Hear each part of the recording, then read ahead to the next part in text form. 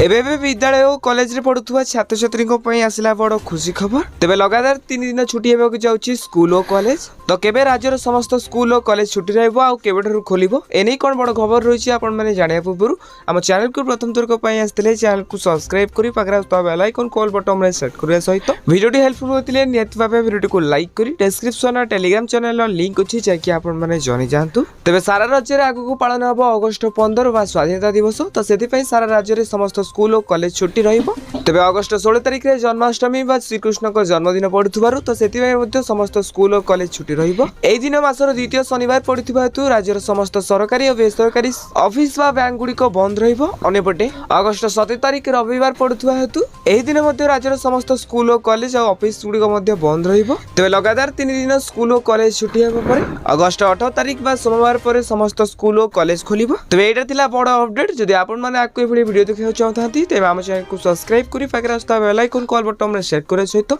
ए video कोन देखुचंती नियत भाबे comment box रे comment करंतु।